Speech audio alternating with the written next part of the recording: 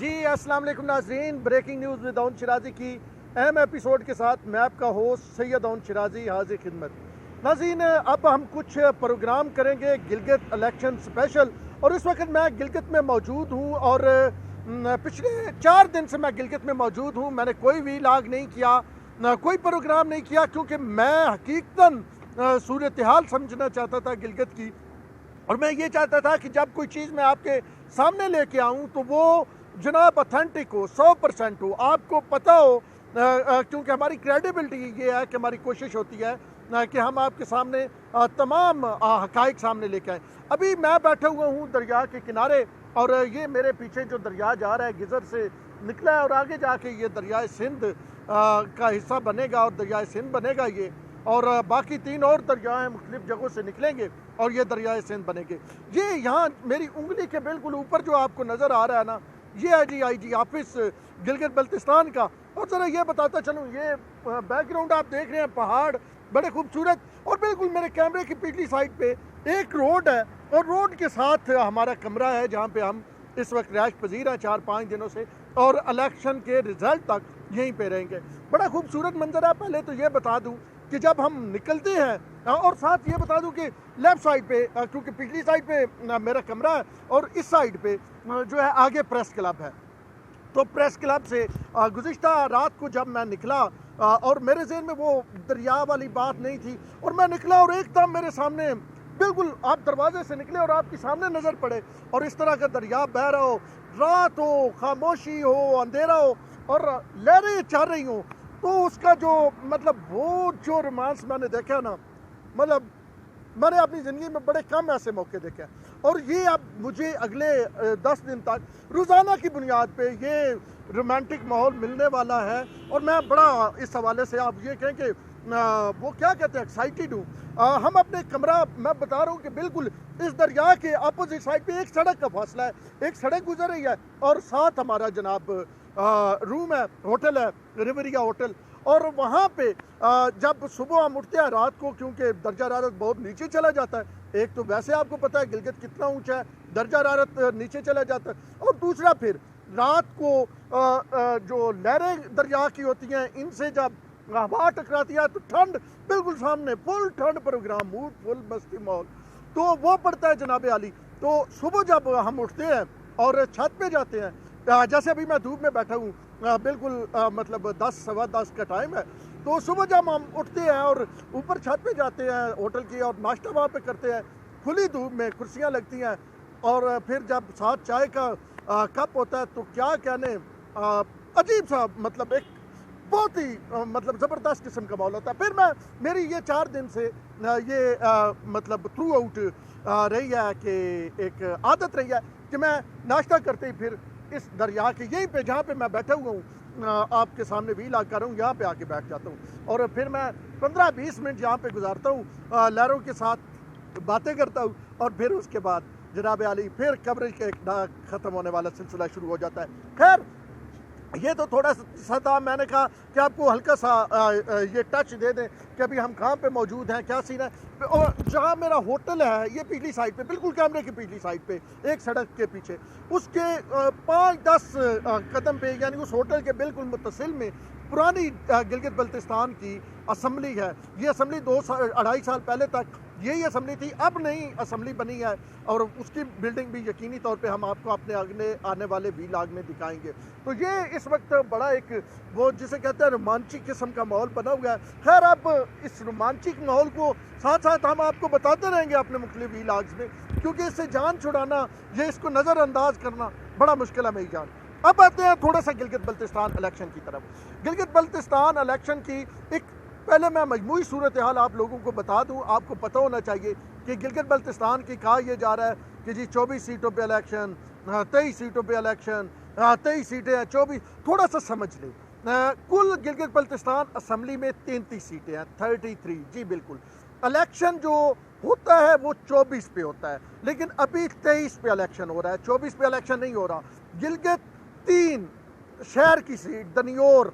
کے علاقے کی، اس میں الیکشن نہیں ہو رہا، کیونکہ وہاں پاکستان تحریک انصاف کے جو امیدوار تھے، اور ٹیم کے کپتان تھے یہاں کے گلگت بلتستان کے جعفر شاہ صاحب، وہ فوت ہو گئے اور ان کی فوتگی کی وجہ سے اب الیکشن 22 تاریخ کو ہوگا۔ تو اب حال تو کہ ان کے بیٹے سہیل عباس شاہ الیکشن وہاں پہ کنٹیسٹ کر رہے ہیں اور وہاں پہ کیا صورتحال ہے وہ بھی ہم آپ کو بتائیں گے، اور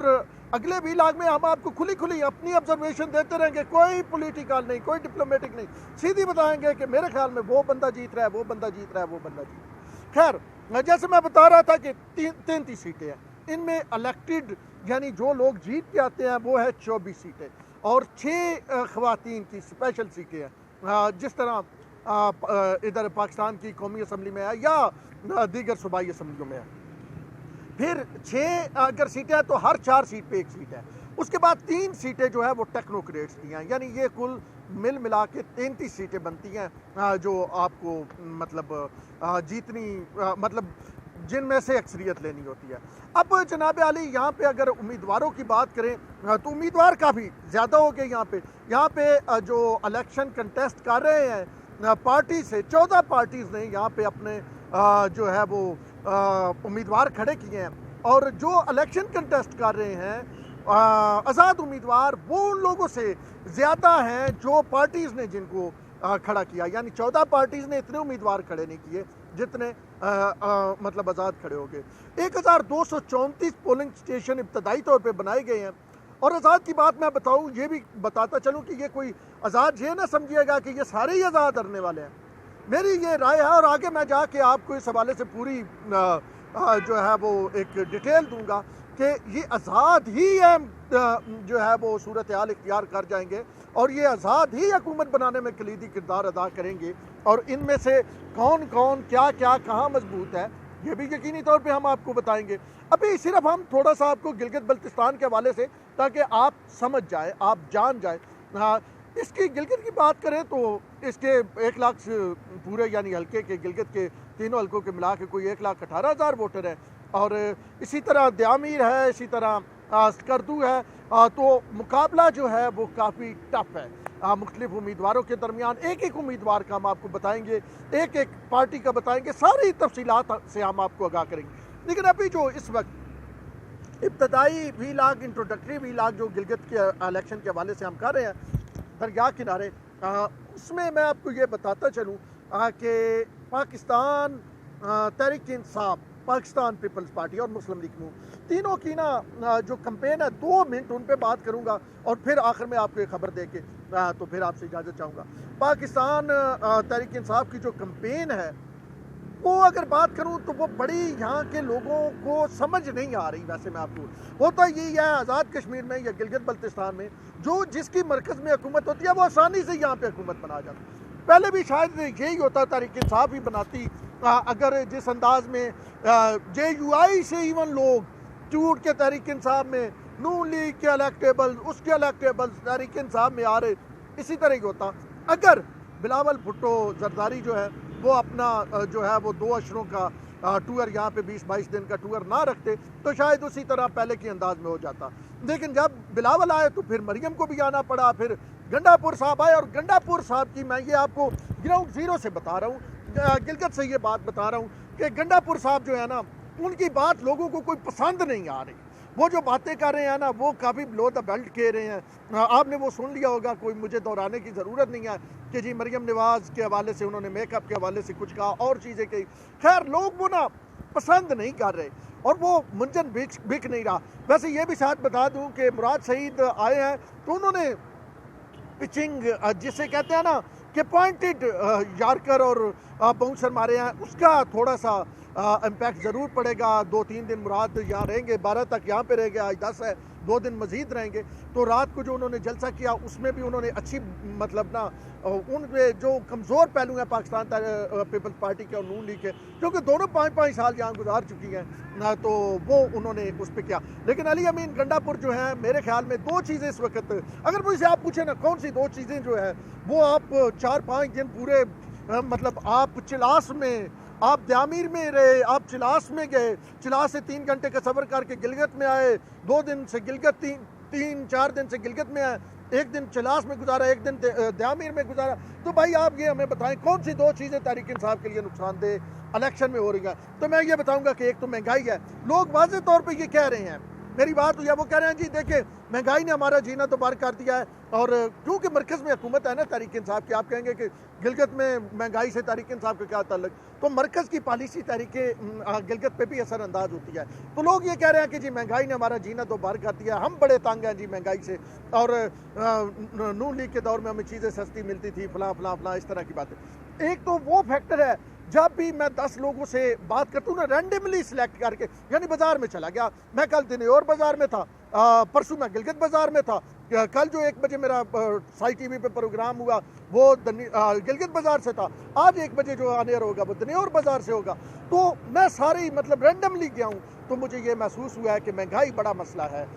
جو اس وقت یہاں پہ لوگوں کو درپیش ہے. اور دوسرا علی امین گنڈا پور بڑا مسئلہ ہے، تحریک انصاف کو جو درپیش ہے ان کی باتوں کی وجہ سے ووٹ بن نہیں رہے بلکہ ووٹ خراب ہو رہے ہیں. اب آخری 1 منٹ میں پاکستان پیپلز پارٹی اور نون لیگ کی طرف آتے ہیں، اور میں آپ کو یہ بتاؤں کہ اچھی جو ہے وہ پاکستان پیپلز پارٹی اور نون لیگ کی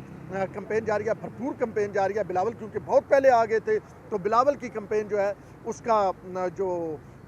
ٹیمپو ہے وہ مریم کی کمپین سے، مریم بڑے جلسے کر رہی ہیں. بلاول صرف بڑے جلسے نہیں کر رہے بلکہ اس کے ساتھ ساتھ چھوٹے چھوٹے